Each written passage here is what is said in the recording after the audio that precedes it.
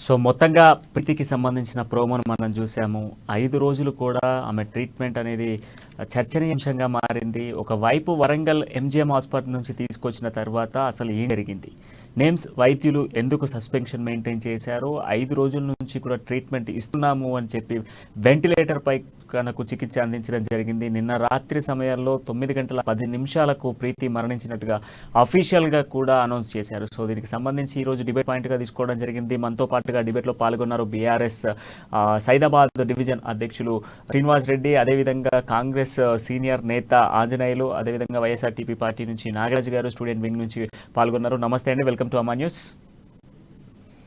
So ముందుగా YSRTP నుంచి మొదలు పెడదాము. వైఎస్ఆర్టీపీ పార్టీ నుంచి నాగరాజు గారు అందుబాటులో ఉన్నారు. నాగరాజు గారు, ఇప్పుడు ప్రీతి హత్య కేసు అనేది స్టూడెంట్ వింగ్లో మనం చూసుకున్నట్లయితే ప్రీతి ఆత్మహత్యకు సంబంధించి పెద్ద ఎత్తున ఈ రాష్ట్రాల్లో కూడా చర్చనీయాంశంగా మారింది. నిన్న రాత్రి సమయంలో దాదాపుగా కూడా తెల్లవారుజామున 3 గంటల వరకు కూడా వారి యొక్క తల్లిదండ్రులు బైఠాయించుకొని కూర్చున్నారు. ప్రీతికి సంబంధించినటువంటి సరైన న్యాయం జరగాలి, ఇక్కడ న్యాయం జరిగిన తర్వాతే సిట్టింగ్ జడ్జి దగ్గర నుంచి సిట్టింగ్ జడ్జి చేయాలి, అది కూడా అధికార పార్టీకి ఎటువంటి సత్సంబంధం లేనటువంటి జడ్జితోనే మాకు విచారణ జరగాలి అంటూ కూడా కోరడం జరిగింది. ఆ తర్వాత ఉన్నట్టుండిగా 3 నుంచి 4 గంటల సమయంలో ఏం జరిగింది అనేది ఎవరికి అర్థం కాని పరిస్థితి ఉంది. ఆ తర్వాత నేరుగా కూడా తన తండ్రి నిమ్స్ హాస్పిటల్ నుంచి వెళ్ళడము, అక్కడనే గాంధీ హాస్పిటల్కి చేర్చడము, గాంధీ హాస్పిటల్లో within 30 to 40 minutes post mortem అదంతా అంతం అయిపోయింది. 6:30 చూసేటప్పటికి అక్కడ గిరిని తండలో ప్రీతికి సంబంధించినటువంటి మృతదేహం కనబడతా ఉంది. అసలు ఏం జరిగి ఉంటుంది, ఏంటి ఇది? డిబేట్ లో పాల్గొన్నటువంటి ప్యానల్ మెంబర్ నమస్కారం. రోజు ప్రీతి ఏదైతే ఉందో, ఇంత టెక్నాలజీ డెవలప్ అయినంత కూడా ఈ రోజు ఒక ఉన్నత విద్యను అభ్యసించినటువంటి ఒక ప్రీతి ర్యాగింగ్ బలైయడం అనేది దుర్మార్గ విషయం.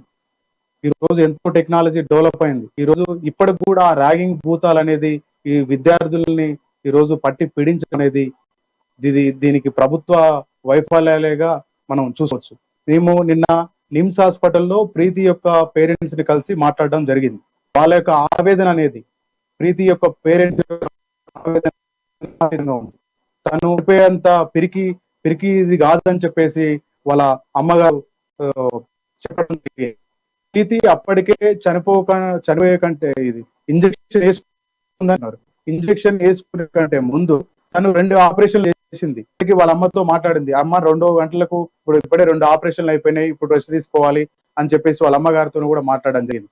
ఒక ప్రీతి అనే అమ్మాయి చాలా చలాకీగా, చాలా యాక్టివ్ గా ఉండే ఒక బ్రిలియంట్ స్టూడెంట్, ఒక సివిల్స్ ఇంటర్వ్యూ కూడా చేసినట్టు వాళ్ళ అమ్మ చెప్తా ఉన్నటువంటి ప్రీతి రోజు ఆమె ఇలా చేసేదంటే మాత్రం అది వాళ్ళ పేరెంట్స్ కూడా ఒప్పుకునే పరిస్థితి లేదు. తను ఆత్మహత్య చేసుకునేంత కాదు ప్రీతి. ప్రీతి ఈజ్ అ వెరీ బ్రిలియంట్ అని చెప్పేసి వాళ్ళ పేరెంట్స్ కూడా పాటించే విధంగా ఈరోజు ప్రభుత్వాలు కొంతమంది దీంట్లో సంఘ వ్యతిరేక శక్తులు ఎంటర్ అయ్యి ఇది లవ్ జిహాద్ అని చెప్పేసి కొంతమంది, అదేవిధంగా సూసైడ్ చేసుకుందని చెప్పేసి కొంతమంది ఈ యొక్క కేసును సైడ్ ట్రాక్ పట్టించే విధంగా వాళ్ళ ప్రవర్తన ఉంది. మేము ఒక టిఆర్ఎస్ ప్రభుత్వాన్ని ఒకటే, ఈ రోజు ప్రీతికి జరిగినటువంటి అన్యాయం మరే ఏ వ్యక్తికి కూడా మరొకసారి జరగొద్దు. దీనిపైన తగిన చర్య డిమాండ్ చేస్తా ఉన్నాం. ఈ రోజు అక్కడ అదే మెడికల్ కాలేజ్ డీన్ నాగార్జున రెడ్డి గారు, అతను అదే రహితంగా ఒక డీన్ పొజిషన్ లో రాగింగ్ జరుగుతుందని చెప్తున్నా కూడా యొక్క వేదన కూడా పట్టించుకోకుండా, అవునమ్మా ఇక్కడ ఫస్ట్ ఇయర్ లో ర్యాగింగ్ ఉంటుంది, సెకండ్ ఇయర్ లో ర్యాగింగ్ ఉంటుంది అని చెప్పేసి ఒక బాధ్యత రాయంగా ప్రవర్తించడం అనేది చాలా దుర్మార్గమైన విషయం.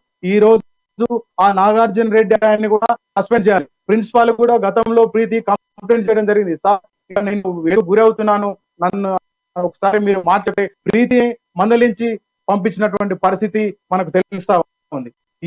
అంటే మనం కాంగ్రెస్ పార్టీకి సంబంధించినటువంటి వర్షన్ కూడా విందాము నాజ్ గారు. ఒకసారి కాంగ్రెస్ పార్టీ నాయకులు ఏం చెప్తారు?